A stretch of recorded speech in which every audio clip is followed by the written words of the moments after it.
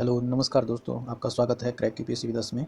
और इस crack UPSC Vidarbha को चैनल को सब्सक्राइब कीजिए और वीडियो को लाइक कीजिए, शेयर कीजिए और दोस्तों तक पहुंचाइए ताकि ज़्यादा से ज़्यादा लोग इस वीडियो को देख सकें। सो आज का टॉपिक हमारा जो है वो इकोनॉमी का ही है। एक पार्ट इकोनॉमी का हम कर चुके हैं जिसमें कि हमने काफ़ी बेसिक डेफिनेशंस हमने पढ़ी थी। ये पार्ट 2 है और पार्ट 1 का जो लिंक है वो हम डिस्क्रिप्शन में दे देंगे। और इसमें हम ये जो यूपीएससी से रिलेटेड सिलेबस है इकोनॉमी का उसको हम कवर करेंगे, उसके इम्पोर्टेंट टॉपिक ही कवर करेंगे। और जो इस वीडियो में हम टॉपिक कवर करने जा रहे हैं वो है जीडीपी। अब जीडीपी से रिलेटेड जो हमने जो पहले पार्ट 1 किया है उसमें काफ़ी चीज़ें हमने ऐसे की है जो इसका लेना देना सीधा सीधा इस जीडीपी और उससे उसकी कैलकुलेशन उससे है। तो पार्ट 1 ज़रूर देखिए और वीडियो को अंत तक देखिए। अंत में एक यूपीएससी प्रीवियस ईयर क्वेश्चन डाला है जिसका आंसर आप कमेंट बॉक्स में दीजिए। सो अगर जो हम देखने जा रहे हैं वो है GDP. So what is GDP? GDP क्या है? ये है GDP gross domestic product. Gross domestic product क्या है? जीडीपी क्या है? ये है फाइनल वैल्यू है गुड्स और सर्विसेज की, जो कि एक डोमेस्टिक टेरिटरी ऑफ कंट्री, एक किसी कंट्री की डोमेस्टिक टेरिटरी में इस किसी स्पेसिफाइड पीरियड में, जो एक फाइनेंशियल ईयर होता है बेसिकली, जो 1 अप्रैल से 31 मार्च तक रहता है, तो ये फाइनेंशियल ईयर रहता है। सो उस ईयर, उस टाइम पीरियड में किसी एक कंट्री की डोमेस्टिक टेरिटरी में जो गुड्स एंड सर्विसेज प्रोड्यूस होती है उसकी टोटल वैल्यू को हम जीडीपी बोलते हैं। So goods and services produce की हम डोमेस्टिक टेरिटरी में, हम ये डोमेस्टिक टेरिटरी है वो देखते हैं अभी क्या है। तो इसमें जो गुड्स एंड सर्विसेज प्रोड्यूस की है उसका जो टोटल है वो बेसिकली जीडीपी कहलाएगा। तो ये पिछले कुछ सालों की जीडीपी का जो वो ट्रेंड दिया हुआ है, तो ये ऐसे बिल्कुल ट्रेंड है। ये 2020 की वजह से यहाँ इकोनॉमी डिप्रेशन और डिप्रिशिएट की थी।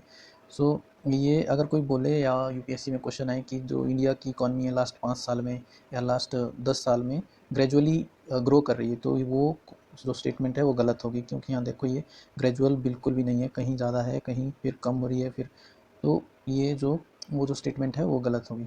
सो हम अगर यहाँ अगर ये देखें कि डोमेस्टिक टेरिटरी क्या है, सो डोमेस्टिक टेरिटरी में क्या क्या आता है, जहाँ जो चीज़ें हमने गुड्स एंड सर्विसेज प्रोड्यूस की उसको हम जीडीपी में लेते हैं। तो जो पॉलिटिकल फ्रंटियर होता है, जो कि आपने मैप देखा हो इंडिया का, और फिर वो उसमें आइलैंड्स, वो भी आइलैंड भी आते हैं जैसे Andaman Nicobar island and Lakshadweep islands, उसमें वो भी आता है पॉलिटिकल फ्रंटियर में। फिर country with its territorial water, फिर टेरिटोरियल वाटर भी होता है। कुछ नॉटिकल माइल्स पे इंडिया जो है फिशिंग का है, उसके मिनरल्स एक्सट्रैक्ट कर सकता है। फिर शिप्स एंड एयरक्राफ्ट जो कि हम इंडिया के रेजिडेंट का वो ओन करते हैं, लेकिन वो हो सकता है कि इंडिया से कहीं और वो शिप में सामान इधर उधर ले जा रहे हो, या एयरक्राफ्ट जैसे एयर इंडिया है अब टाटा के, टाटा एंड सन्स ओन करते हैं, तो वो उसकी जो जितनी भी इनकम होगी वो इंडिया की जीडीपी में कैलकुलेट होगी। फिर फिशिंग वेसल्स हो गया, ऑयल एंड नेचुरल गैस। फिर ये जो जितने भी ये वेसल्स हैं जो कि इंडिया के जो लोग हैं वो ओन करते हैं, लेकिन वो चाहे वो फिर बाहर भी किसी और मीन्स इंडिया से किसी और कंट्री में भी सर्विसेज दे रहे हो, तो उसको भी उस डोमेस्टिक टेरिटरी में इंक्लूड किया गया है। फिर जितने भी फॉरेन एम्बेसीज है, फॉरेन कंपनी है, अगर वो इंडिया की डोमेस्टिक टेरिटरी में वो गुड्स एंड सर्विसेज प्रोड्यूस कर रहे हैं तो उसको भी जीडीपी में इंक्लूड किया जाएगा। लेकिन अगर जो इंडियन एम्बेसीज फॉरेन कंट्री में है और इंडियंस जो नॉन रेजिडेंट इंडियंस है या इंडियंस जो और अब्रॉड में है, उनकी जो इनकम है वो जीडीपी में कैलकुलेट नहीं होती है। तो वो ये चीज़ें ध्यान रखनी है कि क्या चीज़ डोमेस्टिक टेरिटरी, मतलब जो हमारी जिस टेरिटरी का जो गुड्स एंड सर्विसेज प्रोड्यूस होती है उसको जीडीपी में कैलकुलेट करते हैं। तो जीडीपी कैलकुलेट करने के कितने मेथड है? सो बेसिकली नॉर्मली 3 मेथड है। वैल्यू एडिड मेथड है, एक्सपेंडिचर मेथड है और इनकम मेथड है। सो इस वैल्यू एडिड को प्रोडक्ट एडिड मेथड भी बोलते हैं और आउटपुट मेथड भी बोलते हैं। सो बेसिकली इनके नाम ही सजेस्ट कर रहे हैं कि ये क्या चीज़ का एडिशन है। सो जैसे आउटपुट मेथड है, तो इसमें जितने भी सेक्टर्स है इकोनॉमी के, उनकी जो आउटपुट है उसको ऐड करके जीडीपी कैलकुलेट होती है। अब जो value added from each of the following economic sector, agriculture, manufacturing, services, इन तीनों सेक्टर में जितनी भी आउटपुट होती है। अब फार्मिंग में आपको फार्म से रिलेटेड प्रोडक्ट वो आउटपुट हो गई, मैन्युफैक्चरिंग में मैन्युफैक्चरिंग गुड्स आउटपुट हो गए, फिर सर्विसेज में जैसे बैंकिंग, एजुकेशन, हॉस्पिटल, वो सब वो सर्विसेज हो गई, उस इन सब का एडिशन जो है, जो आउटपुट का एडिशन है, उसको जीडीपी बोलेंगे। फिर एक्सपेंडिचर में क्या आएगा, फिर जो एक्सपेंडिचर कंजम्पशन करते हैं हाउस होल्ड लोग, फिर उस कंजम्पशन पे एक्सपेंडिचर करते हैं कि जो चीज़ हम कंज्यूम करते हैं उस पर एक्सपेंडिचर करते हैं। फिर प्राइवेट जो फर्म है या गवर्नमेंट है वो इन्वेस्टमेंट करती है कैपिटल गुड्स लाने के लिए, अपने मशीनरी पे, अलग अलग चीज़ों पे वो इन्वेस्टमेंट करती है वो, और गवर्नमेंट भी एक्सपेंडिचर करती है। और फिर नेट एक्सपोर्ट और इंपोर्ट होता है। फिर इन सब पे जो एक्सपेंडिचर किया हुआ है, जो खर्चा करते हैं, उस खर्चे का जो जोड़ है उससे भी जीडीपी कैलकुलेट हो सकता है। फिर इनकम मेथड है। इनकम में जितने भी फैक्टर्स ऑफ प्रोडक्शन है वो मैं पहले फर्स्ट वीडियो में बता चुका हूँ कि फैक्टर ऑफ प्रोडक्शन क्या है। उनकी जो इनकम है, चाहे वो लेबर है, फिर वो एंटरप्रेन्योर है, और या फिर कोई नेचुरल रिसोर्स है या कैपिटल है, उन चीज़ों पे जो वेजेस मिलती है या फिर रेंट मिलता है या प्रॉफिट है, वो सब ऐड करके भी जीडीपी कैलकुलेट किया जा सकता है। तो ये एक ओवरव्यू था इन 3 मेथड्स का, हम डिटेल में देखेंगे आगे। सो जो वैल्यू एडिड मेथड है ये क्या है, जैसे कि इसका नाम भी सजेस्ट कर रहा है कि ये वैल्यू ऐड करते हैं हम, जो भी कोई प्रोडक्शन होती है। So we calculate the aggregate annual value of goods and services produced and to arrive we add up value of all goods and services produced by the all firms. तो जितने भी फर्म्स है India में, company है या फिर agriculture farmer है या कोई मैन्युफैक्चरर है या कोई फैक्ट्री है, कोई भी चीज़, कोई भी ऐसा जो चीज़ प्रोड्यूस कर रहा है इंडिया की डोमेस्टिक टेरिटरी में, वो चीज़ हम उसको, जो उसका आउटपुट है उसको ऐड करेंगे और जीडीपी कैलकुलेट करेंगे। तो एग्जांपल देखेंगे, यहाँ फार्मर और वेकर है, मान लो 2 ही लोग हैं डोमेस्टिक टेरिटरी में। तो उसमें जो फार्मर ने है उसने 100 रुपये के वीट प्रोड्यूस किए, 100 रुपये के वीट प्रोड्यूस किए तो 50 रुपये के बेच दिए, 50 रुपये के कंज्यूम कर लिए, खुद कंज्यूम कर लिए। तब बेकर ने वो 50 रुपये के वीट फार्मर से ख़रीदे, उसने 50 रुपये तो वो अपनी इन्वेस्टमेंट लगाई कि मतलब अपने इन जो इंटरमीडिएट गुड्स है, जो उसको अपना फाइनल गुड प्रोड्यूस करने के लिए चाहिए, तो 50 रुपये उसमें लगाए। फिर उसने वैल्यू ऐड की कि उसने वीट से उसको ब्रेड तक बनाया, तो और फिर उस ब्रेड को उसने 200 रुपये में बेच दिया। अब इतनी एक्टिविटी हुई मान लो 1 साल में एक डोमेस्टिक टेरिटरी में, तो इसका जीडीपी कैसे कैलकुलेट होगा?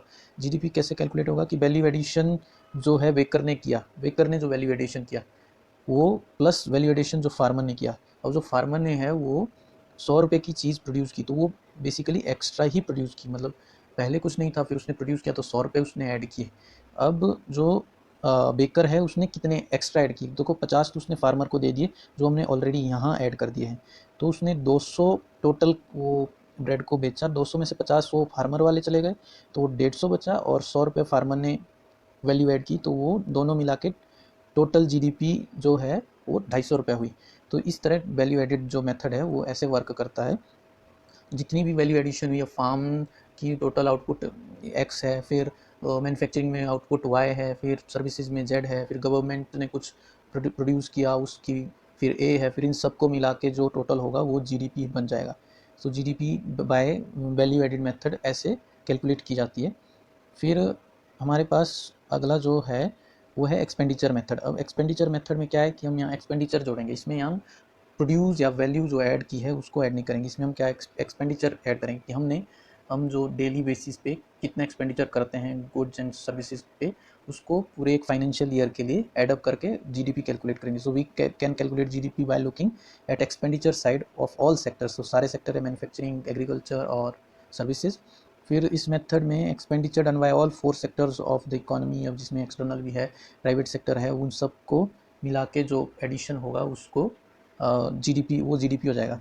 फिर इसमें जो सेक्टर कौन कौन से 4 अगर हमने कैलकुलेट करना है, फार्मूला फॉर्म करना है, तो हाउस होल्ड जो कंजप्शन है, हाउस होल्ड कंजप्शन में जो एक्सपेंडिचर हुआ है उसको हम मान लो सी डैश मान लिया। प्राइवेट सेक्टर ने जो इन्वेस्टमेंट की है कैपिटल गुड्स पे, प्राइवेट फर्म है, कोई कंपनी है, वो बेसिकली खर्चा अगर करती है तो वो नई चीज़ें जो वैल्यू एडिशन वाली बात है, तो वो कैपिटल गुड्स अपनी कंपनी में नई जो मशीन्स ऐड की है या कोई और चीज़ ऐसी ऐड की है जो कि आगे जाके उनको हेल्प करेगा। वैसे गवर्नमेंट सेक्टर है वो भी एक्सपेंडिचर करता है। फिर एक्सटर्नल सेक्टर पे है कि जो हम इंपोर्ट एक्सपोर्ट करते हैं उस पर जो एक्सपेंडिचर आता है उसको भी हम ऐड करके फिर ये जीडीपी कैलकुलेट करते हैं। तो जीडीपी कैसे कैलकुलेट होगा, फिर सी हो गया हाउस होल्ड कंजम्पशन, आई हो गया इन्वेस्टमेंट बाय प्राइवेट फर्म, जी हो गया इन्वेस्टमेंट बाय गवर्नमेंट, और एक्स हो गया एक्सटर्नल सेक्टर। अब इसमें जो एक्सपेंडिचर है हम वो सब पे इंपोर्ट वाली चीज़ों पे भी करते हैं और घरेलू जो प्रोड्यूस जो चीज़ें हैं उन पे भी करते हैं। तो जो डोमेस्टिकली प्रोड्यूस्ड है उनको कैसे अलग करें टोटल वाले में से, उस टोटल जो एक्सपेंडिचर किया है और उसमें से जो इम्पोर्टेड गुड्स पे एक्सपेंडिचर किया है हाउस होल्ड ने, तो उसको हम ऐसे लिखेंगे सी माइनस इम्पोर्टेड गुड्स पे जो इन्वेस्टमेंट कंजम्पशन एक्सपेंडिचर किया है। फिर इन्वेस्टमेंट प्राइवेट ने फर्म ने कुछ डोमेस्टिकली प्रोड्यूस मशीन्स पे किया, कुछ इंपोर्टेड पे किया। फिर वैसे ही गवर्नमेंट ने भी कुछ डोमेस्टिकली पे किया, कुछ इंपोर्टेड पे किया। फिर वैसे ही एक्सपोर्ट है। अब अगर हमारे को इंपोर्टेड चीज़ निकालनी है तो उस पर टोटल इंपोर्टेड का एक्सपेंडिचर निकालना है, तो टोटल कैसे निकलेगा, जो एक्सपेंडिचर हाउस होल्ड ने किया है, प्राइवेट एंड फर्म ने किया है और फिर गवर्नमेंट ने किया है, उनको ऐड करके एम इंपोर्ट निकल गया।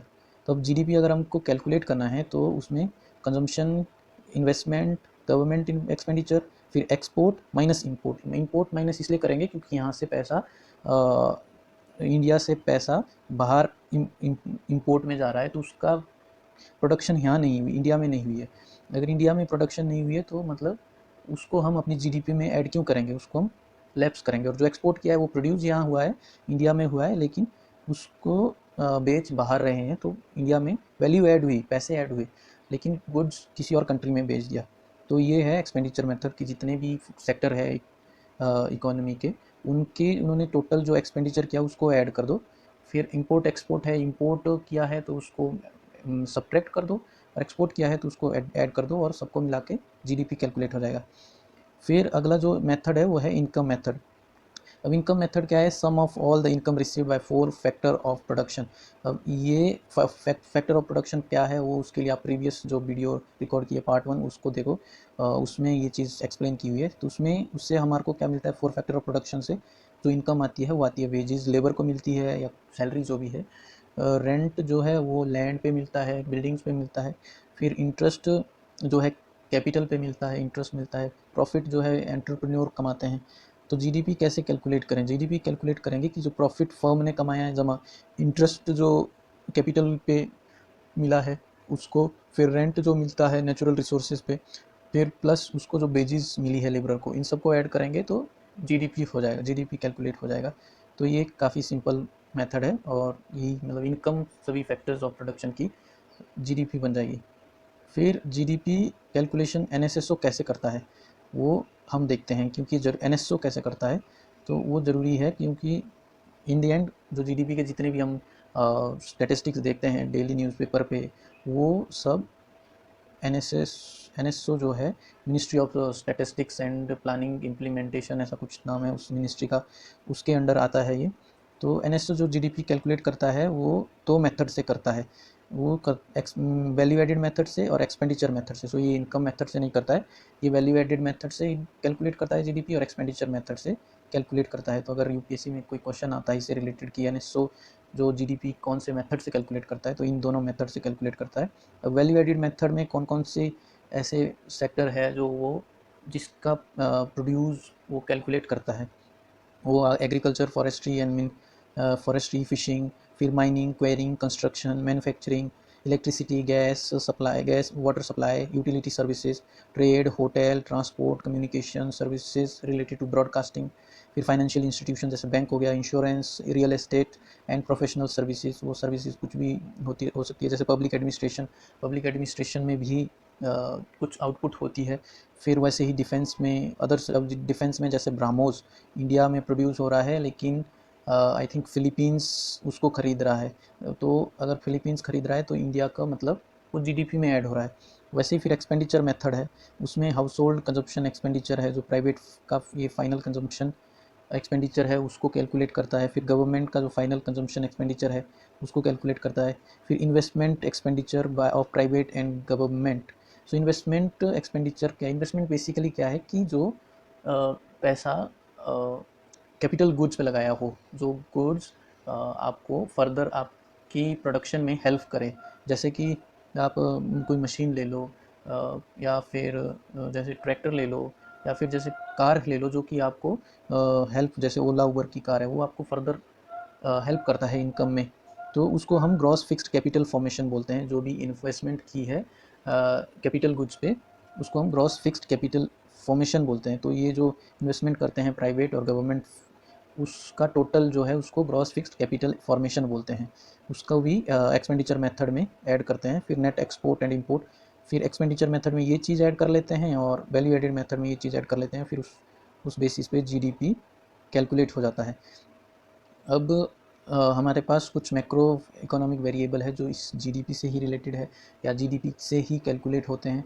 तो यहाँ है एक GNP, gross national product. Gross national product क्या है, इसमें एक वर्ड आ गया नेशनल, ये भी जीडीपी की तरह ही है, बस इसमें नेशनल आ गया। तो इसमें क्या है कि measuring output made by Indian resident only. तो इसमें चेंज क्या हो गया कि जीडीपी से अलग क्या हो गया, जीडीपी में टेरिटरी मैटर करती थी, डोमेस्टिक टेरिटरी, और जो जीएनपी में है वो इंडियन नेशनल, इंडियन जो रेजिडेंट है वो फिर वो फॉरेन कंट्री में रह रहे हों या फिर कोई एम्बेसी हो फॉरेन में, या कोई और चीज़, कोई इंडियन एयरक्राफ्ट या कोई ऐसी चीज़ हो फॉरेन की कंट्रियों में ही सर्विस दे रहे हो, उसकी जो टोटल आउटपुट है उसको जीएनपी में ऐड करते हैं।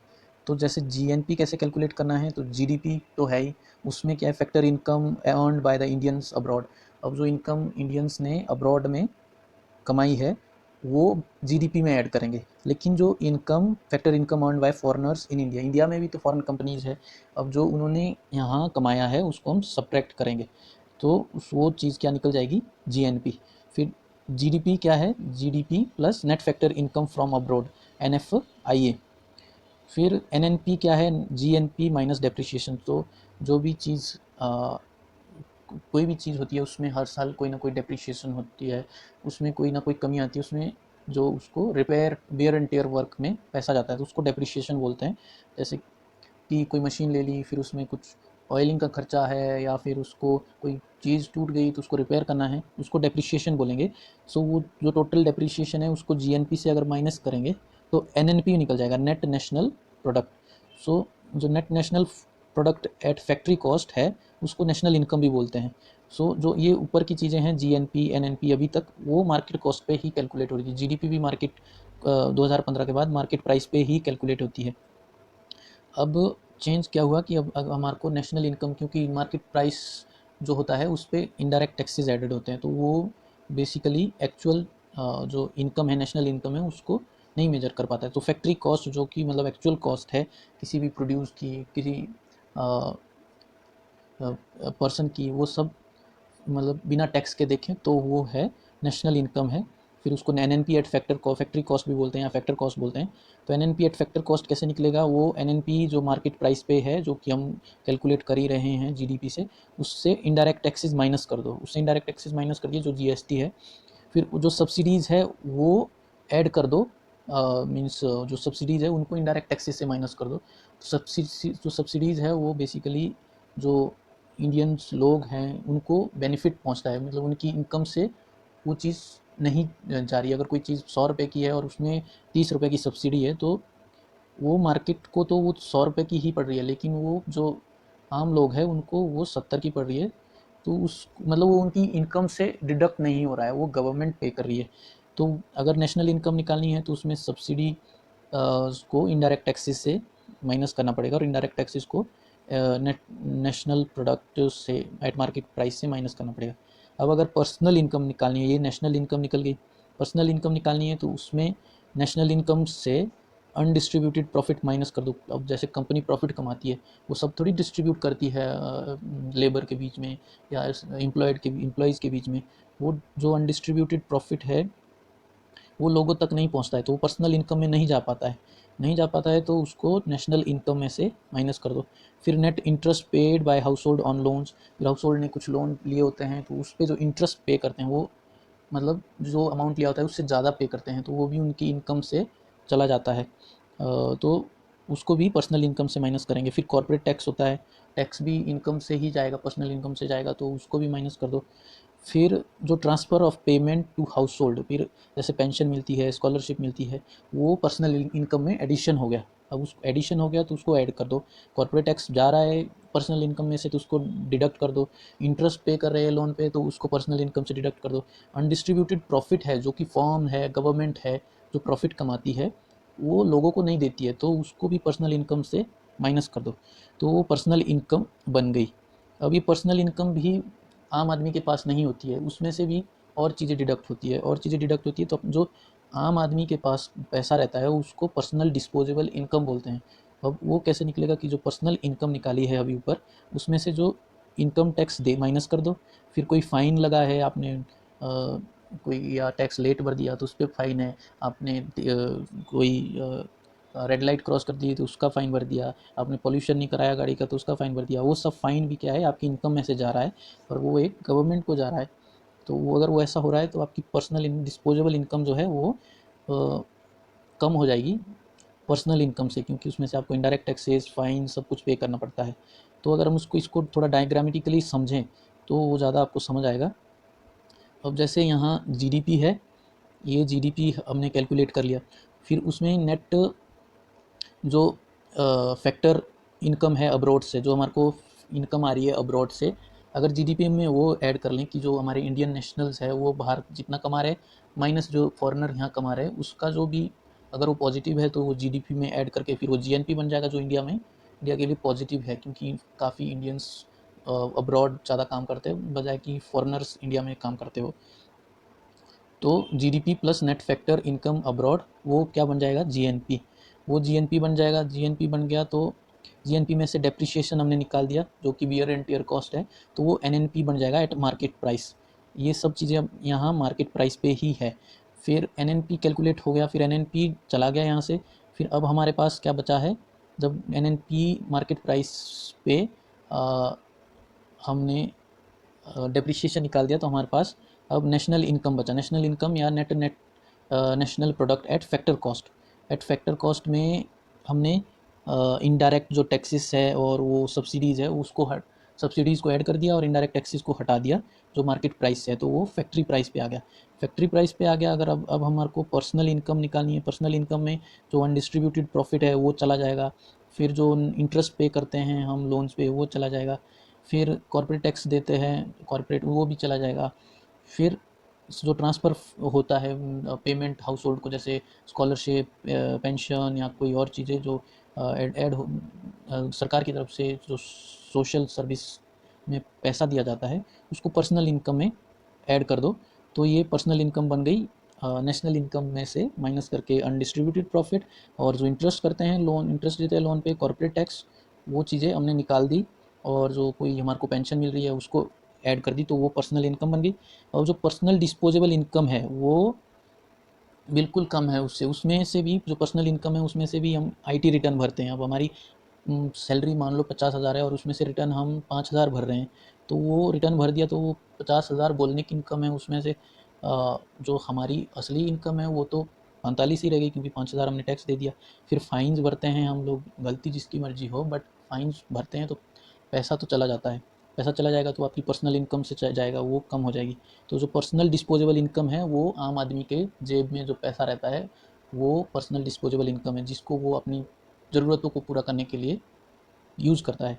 तो ये यहाँ थोड़े जो वर्ड्स ऊपर है उसकी फुल फॉर्म जैसे जैसे NFIA नेट फैक्टर इनकम है, फिर GDP gross domestic product, GNP gross national produce, फिर NNP नेट नेशनल प्रोड्यूस, फिर NI national income, UP undistributed profit हो गया, NIH net interest payment by household, फिर TRPH फिर वो हो गया transfer of payment to household, फिर PI पर्सनल इनकम हो गया, IT इनकम टैक्स हो गया, और PDI हो गया पर्सनल डिस्पोजेबल इनकम।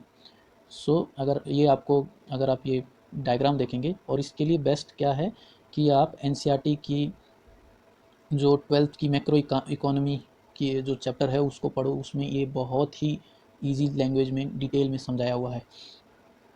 फिर हम आप आज का जो क्वेश्चन है उसको देखते हैं, इसका आंसर आप कमेंट बॉक्स में दीजिए कि increase in the absolute and per capita real GNP do not connote a higher level of economic development.